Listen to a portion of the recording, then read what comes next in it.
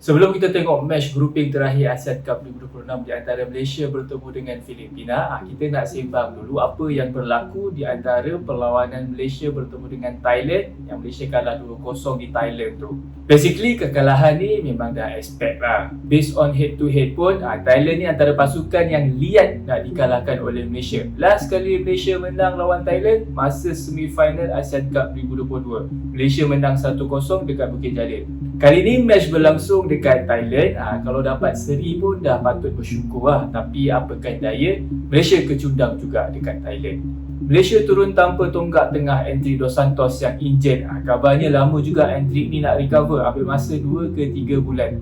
Tempatnya digantikan dengan pemain yang diragui prestasinya, Alif Haikal Lau. Surprisingly, sebelum hydration break, Malaysia control ball position. Banyak attack dekat bahagian flank. Lepas tu Thailand baru pegang ball position dan paksa Malaysia untuk bertahan.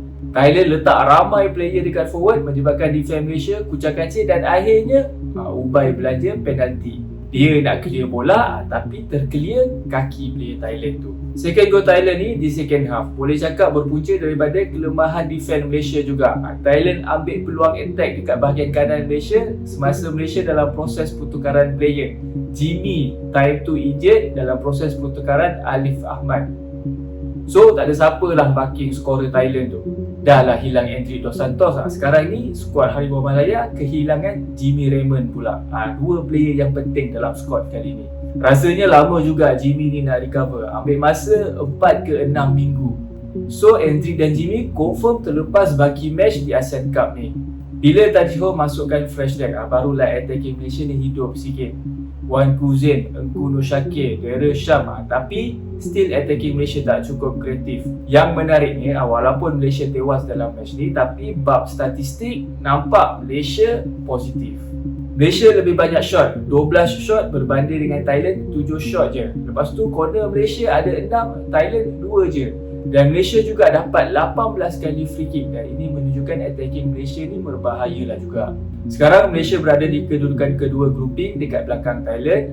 Next Thailand bertemu dengan Myanmar, hampir pasti kemenangan memihak kepada Thailand. So Thailand akan layak ke semifinal selaku juara grouping. Malaysia pula akan melayan kunjungan Filipina di Stadium Kuala Lumpur Cheras. Malaysia sebenarnya memerlukan kemenangan je untuk sah layak ke semifinal. Tapi kalau seri pun sebenarnya boleh layak lagi. Andai kata kalah dengan Filipina pun sebenarnya Malaysia ada peluang lagi untuk layak ke semifinal. Tapi jangan bolos banyak sangat. Tapi itu pun kalau Myanmar kalah lah. Kalau tiba-tiba Myanmar buat miracle, berjaya seri atau menewaskan Thailand, itu dah cerita lain lah. Itu je. Bye-bye.